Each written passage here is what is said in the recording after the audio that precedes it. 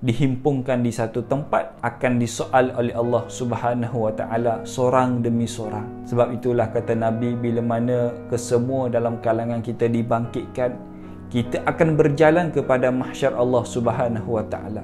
Yang mana pada mahsyar kata Nabi tersangatlah jauh. Nabi tak nyatakan berapa jauh perjalanan itu, lebih kurang 20 kilo, 30 kilo, 100 kilo, 100 tahun perjalanan. Nabi tak nyatakan, tapi Nabi bagi tahu yang perjalanan dibangkitkan kepada mahsyar adalah satu perjalanan yang sangatlah jauh.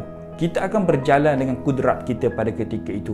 Tapi istimewa kerana kata Nabi ada 3 cara kesemua manusia ni akan berjalan kepada mahsyar. 3 golongan, 3 kategori, kesemua manusia, kesemua makhluk akan berjalan kepada mahsyar. Kata Nabi SAW, kategori pertama adalah kategori VIP ataupun para nabi, para ulama, para orang alim. Mereka akan dalam kategori yang pertama, iaitu bila mana mereka dibangkitkan, telah pun Allah sediakan kenderaan-kenderaan bagi mereka, iaitu binatang tunggangan untuk mereka. Mereka dibangkitkan, maka mereka akan terus naik ke atas binatang tunggangan itu, dan binatang itulah akan membawa mereka kepada mahsyar Allah Subhanahu wa taala tanpa menggunakan kunderak mereka. Saking jauhnya perjalanan itu, Nabi kata ada juga satu binatang tunggangan Allah memerintahkan 2 ke 3 orang beriman naik serentak. Sangatlah jauh perjalanan itu. Itu golongan pertama.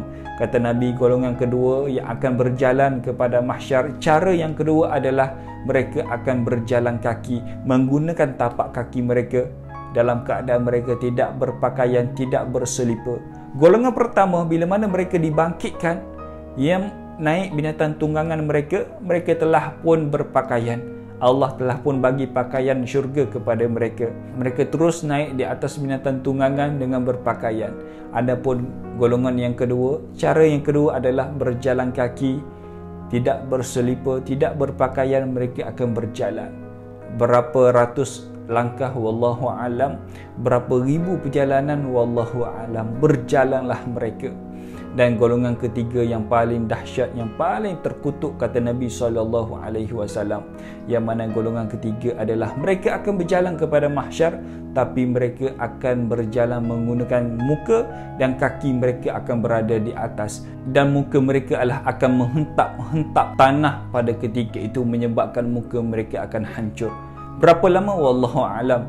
Dan ketika itulah sahabat berfikir, sahabat tanya kepada Nabi, ya Rasulullah, macam mana muka nak berjalan, kaki berada di atas?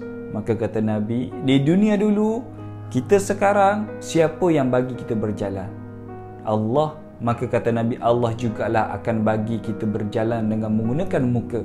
Dan sesungguhnya mereka lah golongan yang paling dilaknat oleh Allah Subhanahu wa taala. Berjalanlah mereka menggunakan muka mereka, menghentak-hentaklah lantai, menghentak-hentaklah pasir tanah mahsyar Allah Subhanahu wa taala. Dan ketika itulah al-yauma nakhtimu ala afwaihim, kesemuanya akan dikunci oleh Allah Subhanahu wa taala. Yang akan menjadi saksi atas perbuatan kita adalah tangan kaki kita, akan bagi tahu kepada Allah, wahai Allah, si fulan bisi fulan berjalan ke tempat kerjanya semata-mata nak dapatkan rezeki, ya Allah. Ya Allah, si fulan bisi fulan berjalan ke tempat yang maksiat semata-mata nak lara, nak buat maksiat. Kesemua yang akan dihitung, kesemua yang akan dikira oleh Allah Subhanahu wa taala.